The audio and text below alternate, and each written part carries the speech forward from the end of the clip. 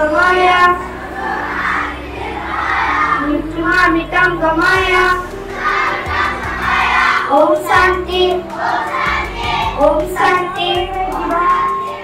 পূৰ্বক্ৰমে 1974 চনত আমেৰিকাৰ যুক্তৰাষ্ট্ৰত পালন কৰা হৈছিল। বিশ্ব পৰিৱেশ দিৱসৰ দিনা বিদ্যালয় মহাবিদ্যালয় আদি সুস্থ কৰি ৰাখিবৰ কাৰণে আমি সদায় যত্নৱান হওঁ। আমাৰ ছাত্ৰ ছাত্ৰীসকলে ইতিমধ্যে আমি প্ৰায়ে কৰিছোঁ আচুমতো কোৱা হয় আমি যে আমাৰ জন্মদিন পালন কৰি বিভিন্ন ধৰণৰ কেক কাটি কিবা কিবি খানা চানা খাই সেইবিলাক কৰাৰ পৰিৱৰ্তে আমি যদি আমাৰ প্ৰকৃতৰে জন্মদিনত এজোপাকৈ গছ ৰুওঁ সেইটো আমাতকৈ বেছি ভাল উপায় বুলি আমি অনুভৱ কৰোঁ।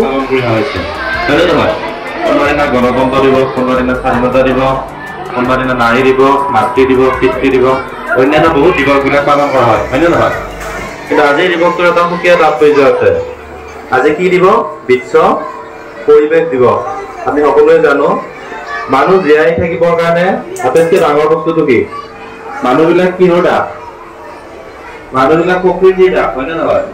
এতিয়া বহুত বৃষ্টি হৈছে, আমি স্কুললৈকে আহিব নোৱাৰো, বানপানী হলে আহিব নোৱাৰো, বহুত ৰ'দ দিলে আমাৰ কষ্ট হয়, হয়নে নহয়? প্ৰকৃতিৰ যিবিলাক উপাদান আছে, পানী, জুই বা অন্যান্য প্ৰয়োজনীয় উপাদানটো কি? মানে মূল আমি কি লৈ জীয়াই আছো? জীয়াই থাকিবৰ কাৰণে অক্সিজেন। অক্সিজেন যদি আমি অকমান সময় 2 মিনিট সময় যদি তুমি নাকটো বন্ধ কৰি দিয়া, উশাহ নলোৱা, তেতিয়া তোমাৰ কি হ'ব? মৃত্যু হ'ব নে নহয়? গতিকে অক্সিজেনটো আমি ক'ৰ পৰা পাওঁ? এই বায়ুমণ্ডলত বিভিন্ন ধৰণৰ গেছবিলাক আছে, হয়নে? নাইট্ৰজেন আছে, হাইড্ৰজেন আছে, অক্সিজেন আছে বা অন্যান্য বহুত গেছ আছে। কিন্তু আমাৰ আটাইতকৈ প্ৰয়োজনীয় গেছটো হৈছে অক্সিজেন। আমি পিয়ৰ অক্সিজেন পাবৰ কাৰণে আমাক কি লাগিব? প্ৰকৃতি লাগিব, গছ-গছনি লাগিব। এতিয়া তোমালোকে এইটো শুনিছা বিভিন্ন ডাঙৰ ডাঙৰ চহৰবিলাকত অক্সিজেনৰ অভাৱ হৈ যায়। এতিয়া দিল্লীতে যোৱা বছৰ বা তাৰ আগৰ বছৰ এনেকুৱাকে তাত অক্সিজেন নোপোৱাৰ কাৰণে মানুহে এই আৰ্টিফিচিয়েল অক্সিজেন ল'ব লাগে। প্লাষ্টিক বৰ্জন মুক্ত এখন সমাজ গঢ়ি তুলিব লাগে।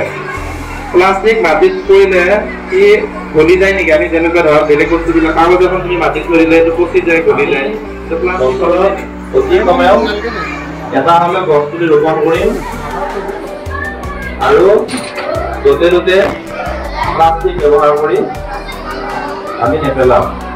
আমি সমাজখন সুস্থ কৰি ৰাখিবৰ কাৰণে সকলোৱে চেষ্টাৰ পথত অগ্ৰসৰ হ'ম বুলি আজি বিশ্ব পৰিৱেশ গছ ৰুব লাগে।